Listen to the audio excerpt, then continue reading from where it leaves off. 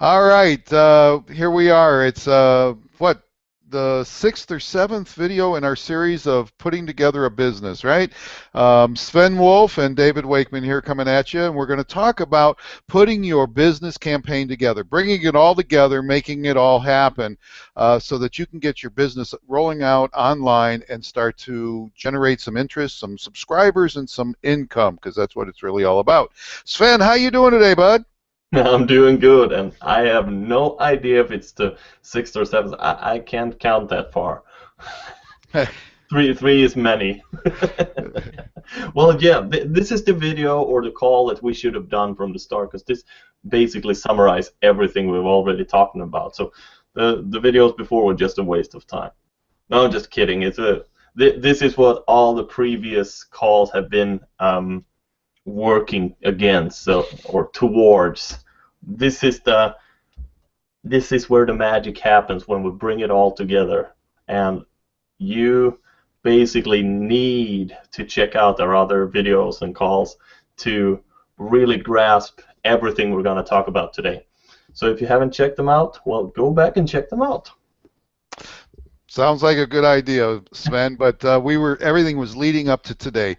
We are going to talk about all of the things that we've talked about over the last six, seven, who knows how many videos, and kind of tie it all together and how we're going to make this all come together so that we can roll out a campaign to get our business started so that we can start to generate the opportunities that you hear so many people talk about on the internet, but very few people are able to make it happen.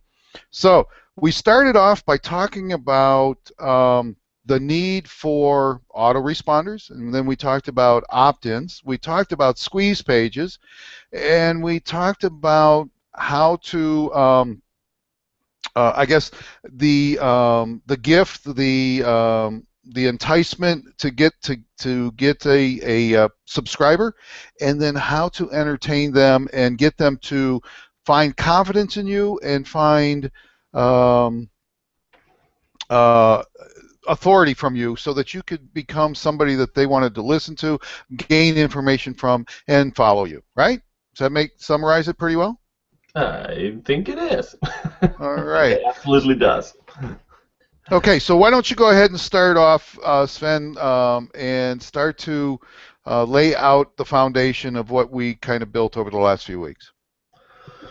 All right, so autoresponders. Well, we could touch quickly on what the purpose of using the autoresponder is. It's what me and David like most. It's the automatic process of the whole this whole funnel that we're creating with all these tools. And the autoresponder is the backbone.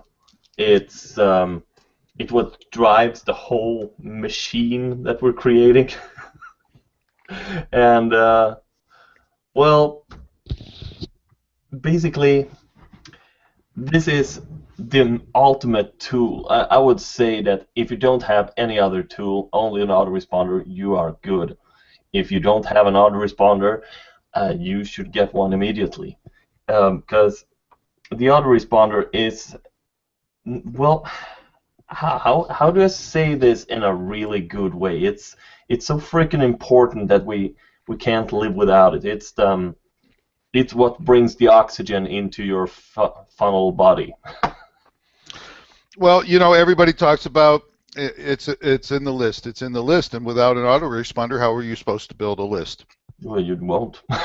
Exactly. So, It's the database. It's the core of the whole funnel and the whole marketing. Everything boils down to having the autoresponder. That's where you keep the list. That's the tool you use to send out messages to your subscribers. It's the tool where you keep track of what's happening in your list. It's the tool that makes everything or breaks everything. it is our method of being able to gather information and then disseminate knowledge.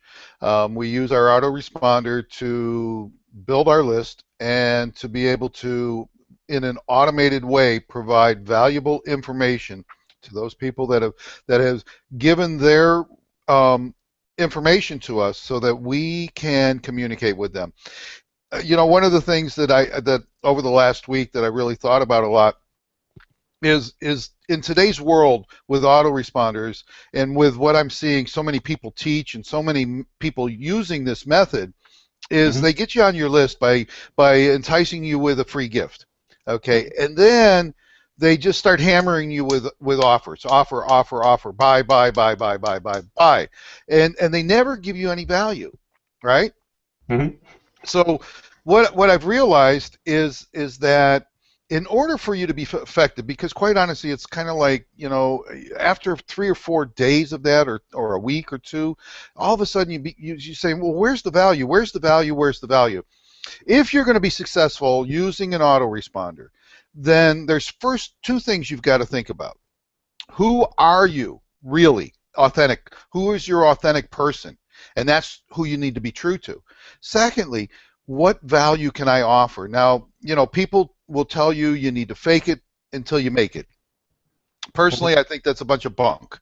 We're not all experts at everything, but we have more knowledge than the person that may be listening to us, and it's our responsibility to share knowledge with those people as we gain it, so that they can grow and become more knowledgeable in their endeavors. And in doing so, we may be promoting a product or a technique or something of that matter. But there's free ways of doing things versus paid ways of doing things. And if we're going to do things right, and you're going to offer something that's going to keep people involved, engaged, and interested in what you have to say, which means they will open your emails and actually read them. You have to offer value. And all too often today, and I'm talking about big names, people, if I gave you the names, you would recognize them immediately, and I won't do that because I don't want to embarrass anybody. But I'm on lists where I bought something because it made sense to me, and they said, you know, we're going to give you lots of value, we're going to give you lots of insight, and all they gave me was this product, this product, this product, this product, this product, and they never bothered to. I don't even think they ever used the product. I think they just were on a list of, hey, I need you to promote this for me. Hey, I know you got a big list. I need you to promote this for me. Hmm. And if you're going to be successful in growing a business online, I think you have to approach it from a standpoint of, yes, I am going to market to you. You have to understand I'm here to make money. But in doing so, I'm going to share value with you that you can take away from this email, this video, this whatever, and put it to work and make it work. And if you want to make it easier, then I'm going to show you a product that I use, that I believe in, that will help make that a little bit easier. Yeah, that absolutely. I have actually tested. I mean, you got to test different stuff to even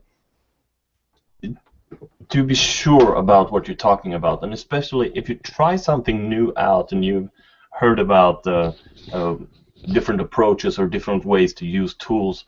Yeah, I go and test them. I go test every little stupid way. I have a list that I've actually tried this approach on, just hammering them with millions of offers. The results are not that impressive.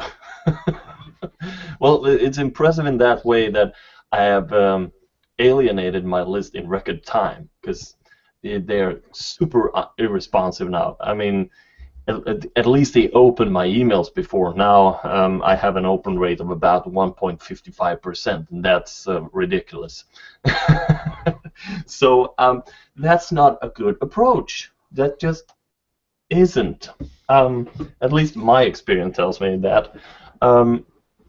And on the other side, just as you say, you don't want to be the guy that you don't even like yourself. I mean, when you sign up for a list and the only thing you get is offer after offer after offer, and never anything real substantial that you can use right now. Because when you sign up for something, when you buy a product, you want results now. You don't want the results in like 2 weeks, or you want something that you can take action on now, that will make a change now.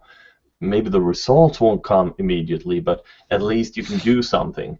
But when you sign up or subscribe to a free newsletter or whatever, the first thing you want to see in your inbox is a confirmation, and then you want the email where you, you that delivers the promise that you signed up for, and you want to have something to do immediately when you get the email.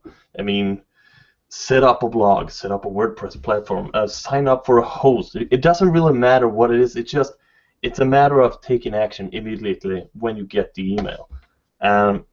If you just get, oh, tomorrow you're gonna know how to do this, but I won't tell you right now, your subscribers are gonna get disappointed because they want something right now. That's why they signed up right now and didn't wait until tomorrow. So that's the really important. Um, I'm not sure how we're gonna bring ourselves back to track here to get back to our putting it all together, but maybe we should move on to how we connect all those pieces with the opt-in-form squeeze page and everything, and how we set up our sequences. I mean, you have a different approach than I do. We've talked about this. We need to know the thank you page and stop page and all that. Sure. Should we cover a little about that? I think that's a good place to roll out to. Of course, you need to start off with if you're going to build a subscriber base, a list, as it's called, you need to offer something of value, and in order to do that, you need to have what's called a squeeze page or a landing page, where it's basically, hey, I've got some great information for you. It's free. Give me your name and email address, or just your email address, because that's really all you need, and I'll send it to you. Now, for my approach, I like to, once I've offered you this free resource, I'm going to tell you about something that's going to add value to that, Mm-hmm. but it's going to be very inexpensive. So I'm going to give you what's called a one-time offer. While you're waiting for my confirmation email to come in your inbox, I'm going to tell you about something else that I use that's probably a small training program that I put together that will tell you how to take the free information that I'm giving you and supersize it. Generally, I like to offer one of my basic training classes for about $7. I mean, you're coming into this trying to learn, okay? And I have a real hard time going, okay, well, here's a free product, and then say, oh, by the way, if you want to understand how to use this free product, here's a $100 package that you can use. I want to give them additional value. I mean, I'm not going to give everything away for free, that's for sure, but I want to give you enough knowledge that if you just take the free offer that I give you, everything's there. Okay, but if you want to understand how to apply it in a common sense way that may resonate better with you, then I'm going to offer you probably a free video series that will take you through 5 or 6, 7 short videos that will help you better understand how to apply what's in the book, because everybody relates to things differently. Once the confirmation page comes, you'll confirm, and then I will start to send you value. And of course, part of that value is going to be telling you about how to do it for free, and also how you can use a resource that I use to make it a little bit easier on you. Like, if you're going to build a squeeze page or a landing page, you can do it free. And it may take you 4 or 5 hours to create one if you understand how to do it. Or you can use this tool that I use, that I paid, I don't know, $27 for or whatever, that you can build that same landing page in 15 minutes. Mm-hmm. Now, if you can afford the time but you can't afford the money, then I'm going to show you how to do it for free. If you can afford the money but you can't afford the time, then I'm going to give you a product that's going to make your life simpler so you can get it done quicker for a few dollars. Now, of course, I'm going to have a relationship with that product, so I'm going to make a few dollars off of it. But I've provided you with value because I've told you 2 different ways of doing something. And I'm going to let you know, hey, if you buy this product, guess what? It's an affiliate relationship. I'll get paid a few bucks. So but I deserve to get paid a few bucks because I've given you value. You approach it, I know, from a little bit different standpoint, so why don't you explain the way you'd approach it? Well, yeah, sure. Well, first of all, I just want to say that what we're talking about right now is actually us. You could basically call it a case study, but it's us using autoresponders, opt-in forms, squeeze pages, follow-ups, and opt-in magnets, and this is how we do it. The sequence is usually, as David described it right now, is a visitor comes to your squeeze page, where it's basically a sales page for your free opt-in gift. So they buy with their email and name, and they get a gift from you. It's some sort of a transaction. So that's basically, you could call it a squeeze page or sales page for the opt-in magnet.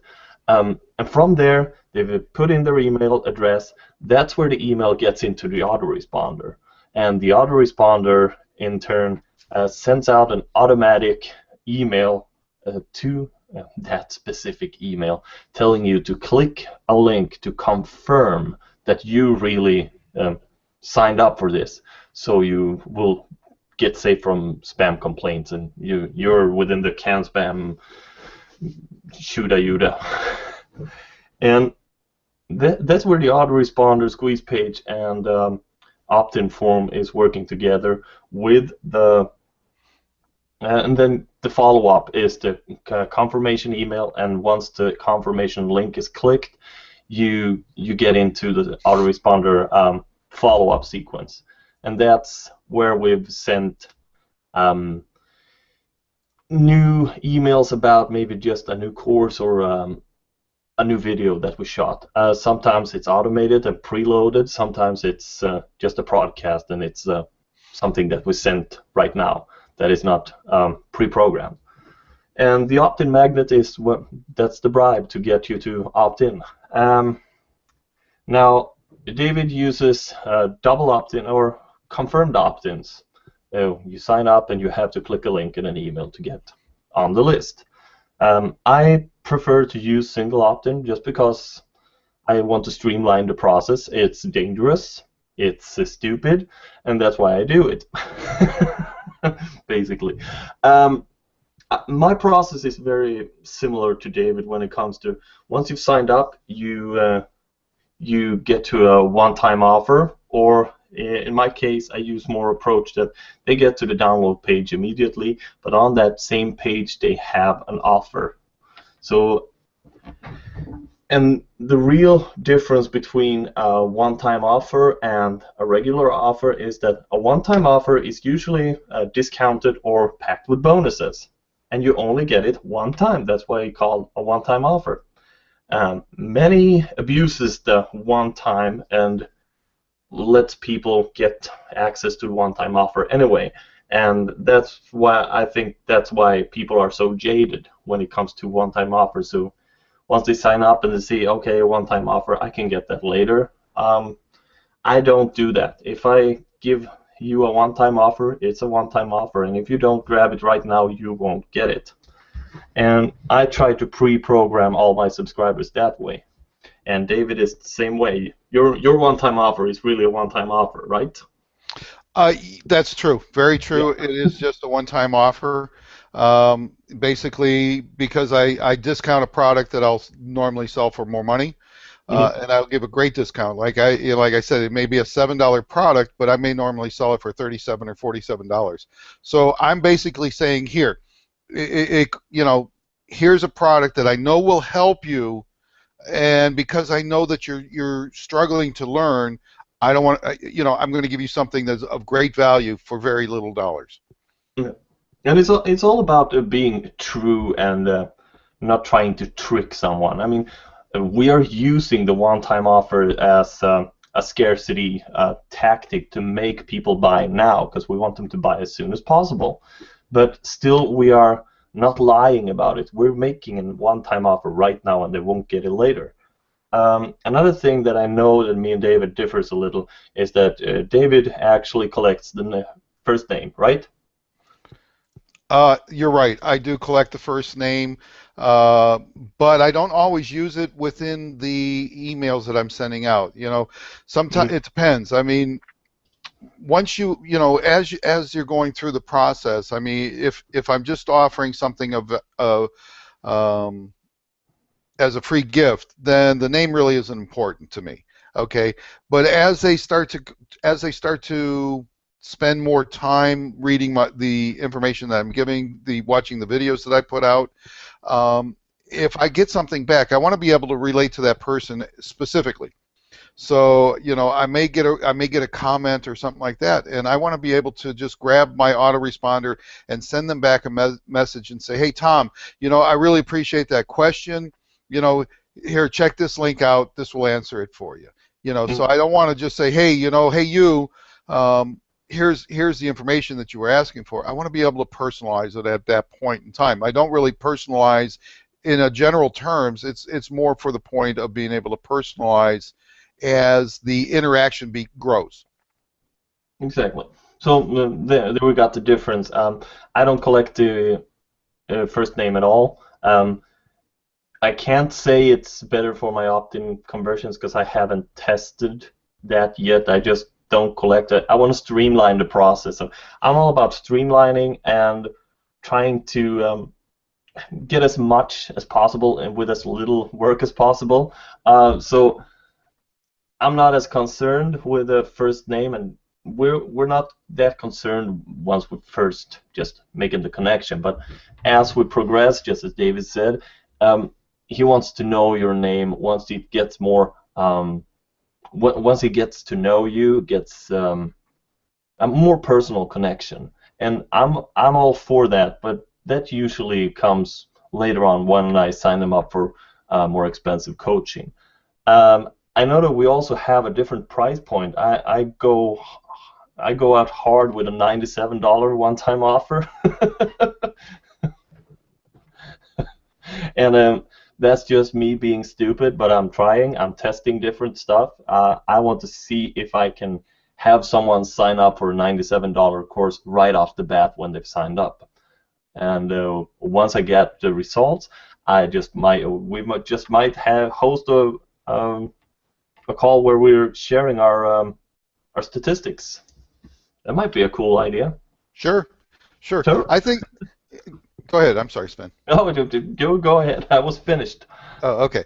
I think that there's probably value in both approaches. I think that it really depends on the audience you're going after. I work in a couple of different markets. I have several different websites that I manage, and I work in several different markets. So each approach is a little bit different, depending on the people that you're reaching, the demographics of that particular product line or niche.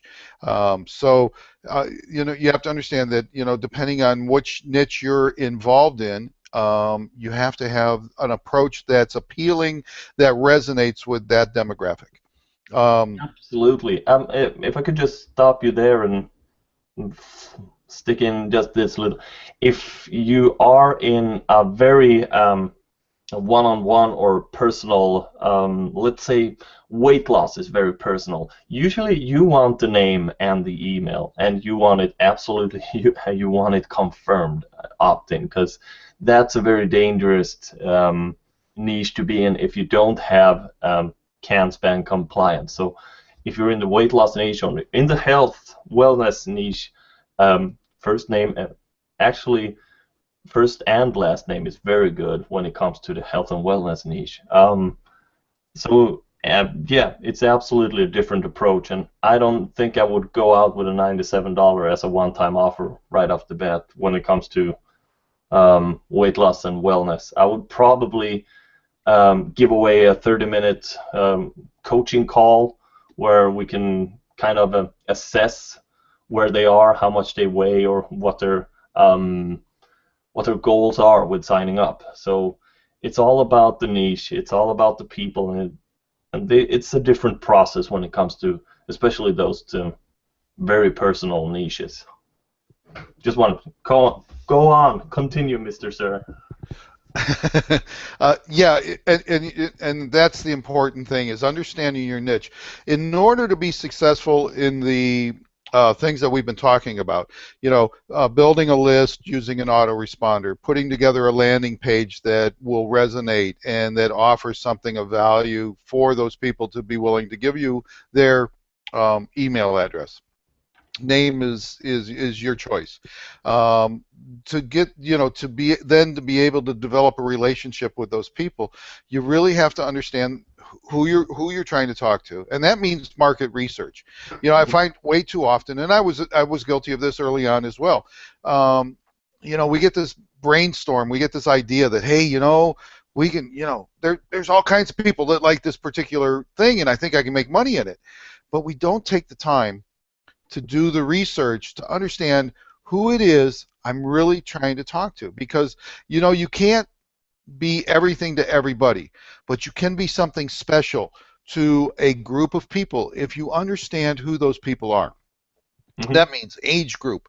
That means men, women, combination, single, married, type of work, type of entertainment, income brackets. All of those things are important. You really have to understand who it is you're trying to talk to before you can actually start to talk to them and offer them something of value. Because if you don't know what language they're using, what lingo, slang or things of that nature, you can be talking to somebody that loves NASCAR and be talking using golf lingo, and they'll go, really?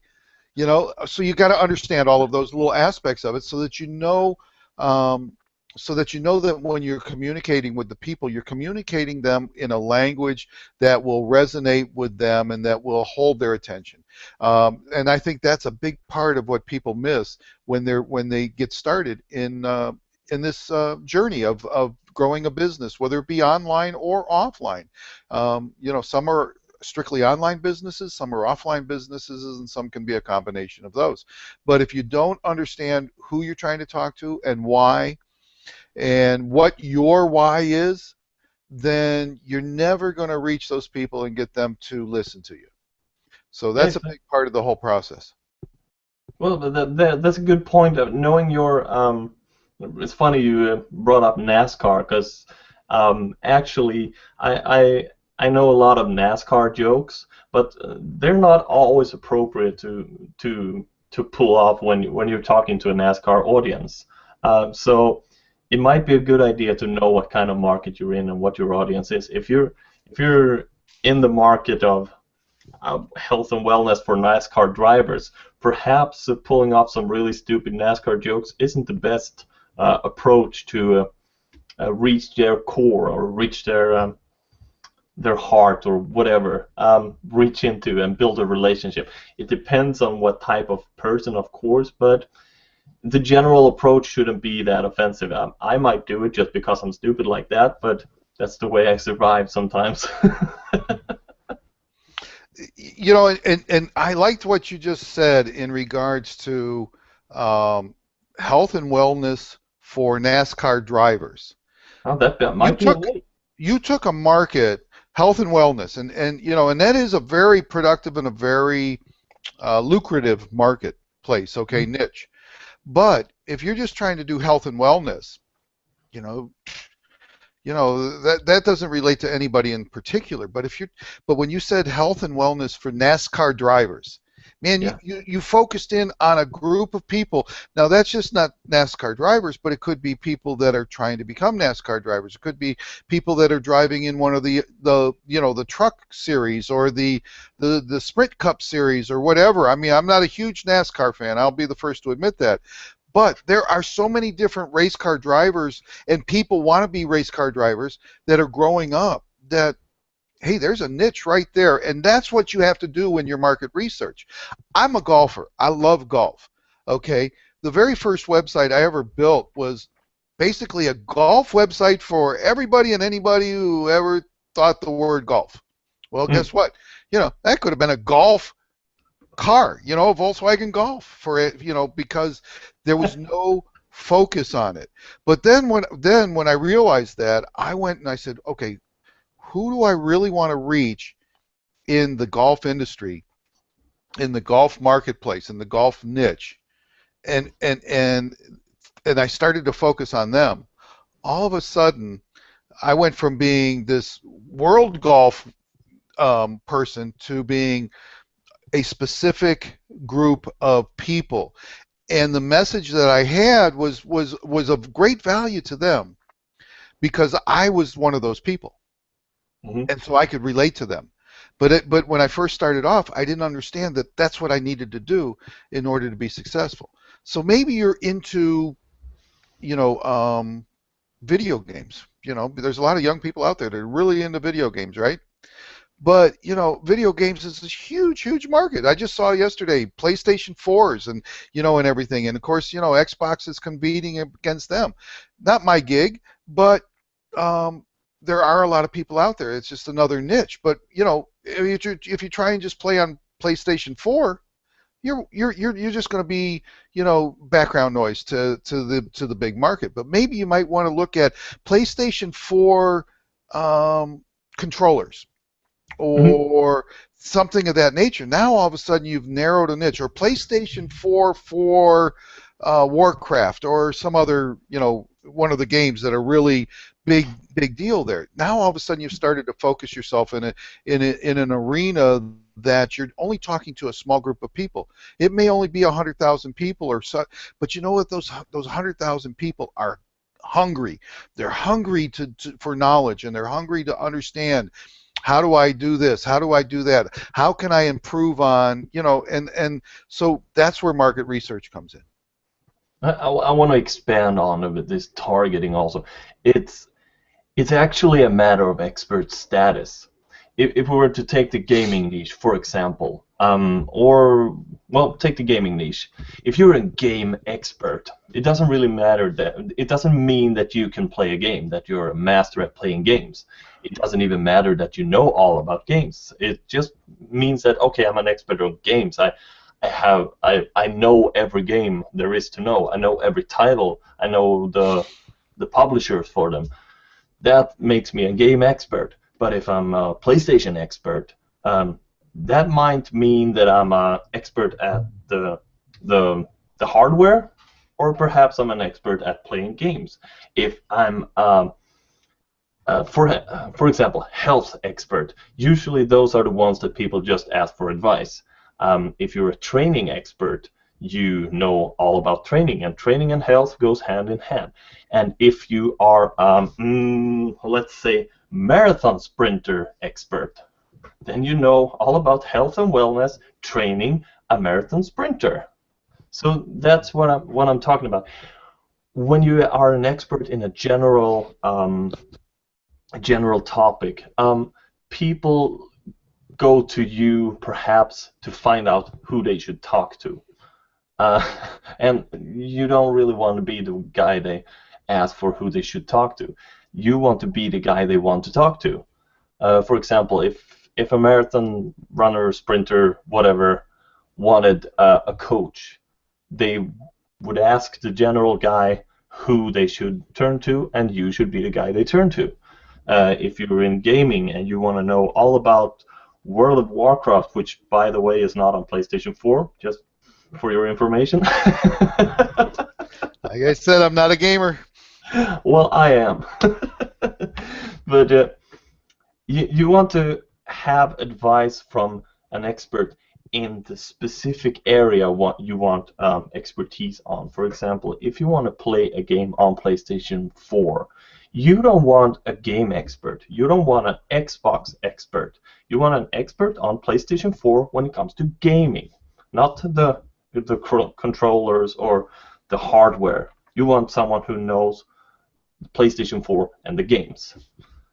That's why you want to narrow your focus, because it's much easier to be an expert in one area that is simple, like hardware. One area of hardware. For example, when you go into the store, usually there are people in the hardware area, there are people in the building area, and there are people in the groceries, anything. But there are different types of people in different sections of a store. Usually, at least, that's the way it is here. Yeah, you're right. You're right. And you take it one step further. You don't necessarily have to be an expert in that particular field. I really started getting into photography about a year ago.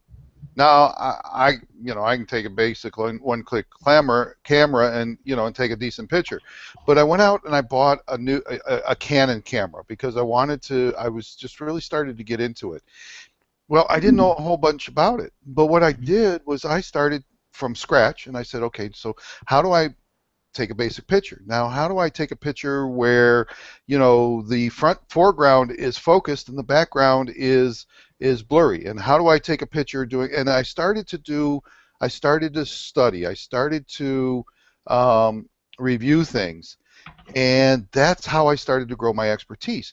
And you can do that too. So if there's a niche that maybe you want to get into, but maybe you don't have a great deal of knowledge of, doesn't mean that you can't be an expert, and it doesn't mean that you can't grow your knowledge. You just have to do the research. Do the research. And Yeah. so, moving forward, understand that if you're going to step into this world, that first off, you need to know your demographics. Second off, you need to know how to put together the basic package that we've talked about in the last 6 or 7 weeks. And then you just need to start growing your knowledge and sharing it with people. And sharing it in a way that, you're not trying to be somebody, that you aren't. Share it authentically. Hey, I just started using a T3i, and you know what? I just learned how to do this, and here's how I did it, and blah, blah, blah, and so on and so forth. And if you do that and you use that mindset that I'm just going to share my knowledge and I'm going to point out things that helped me grow in what I was trying to learn, guess what? That will sell much better, and that will be much better received. Yeah, great English. Much better received than if you come off as this expert, but you really aren't, because people will see through it immediately, and they'll just go, okay, he's another loser, let's move on. So, Sven, I know we've run a little bit long today, so I'm going to let you go ahead and wrap it up and take us out today. All right. Well, I just want to touch on this whole thing about expert. It's a matter of perception. You don't get to call yourself an expert. The people that come to you will call you an expert. When you are the go-to guy or the go-to woman within a certain topic, the people that come to you will call you an expert in that topic. Simple as that.